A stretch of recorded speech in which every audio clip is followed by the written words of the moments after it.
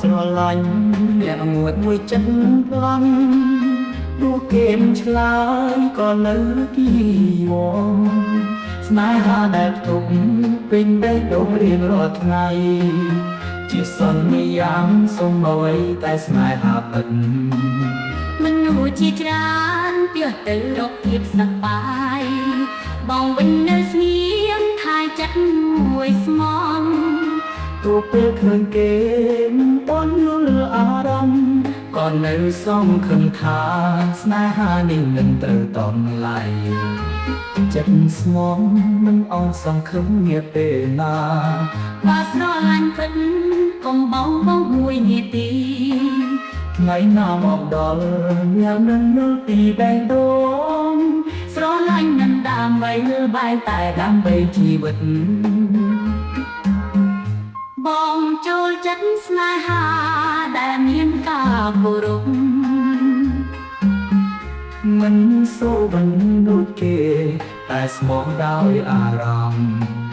បានអ្នកណាពួយស្គាល់បំលែងស្នេហានេះចិត្តខ្ញុំត្រៀមដល់ថ្ងៃនោះគ្មានប្រទេ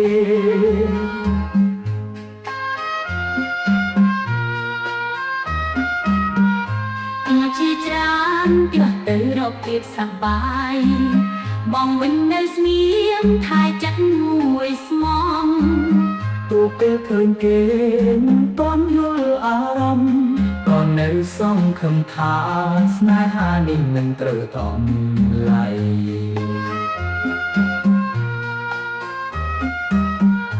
ចិត្តស្មងមិនអស់សង្ឃឹមវាពេលណាបើស្រឡាញ់ពិតកុំបងមួយនាទីថ្ងៃណាមកដល់អ្នកនឹងយល់ពីបេះដូងស្រឡាញ់ដើម្បីបានតែដើម្បីជីវិតតម្លៃចិត្តស្មងមិនអស់សង្ឃឹមវាពេលណាបើស្រឡាញ់ពិតកុំបងមួយនាទី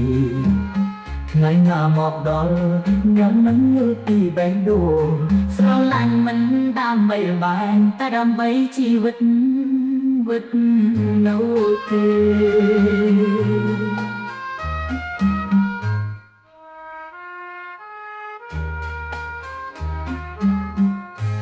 បងចូលចិត្តស្នេហាដែលមានការគោរពសូមដូចគេតែស្មងដោយអារម្មណ៍បើអ្នកណាមួយស្គាល់តំលៃស្នេហានេះចិត្តខ្ញុំត្រៀមដល់ថ្ងៃនោះគ្មានប្រទេ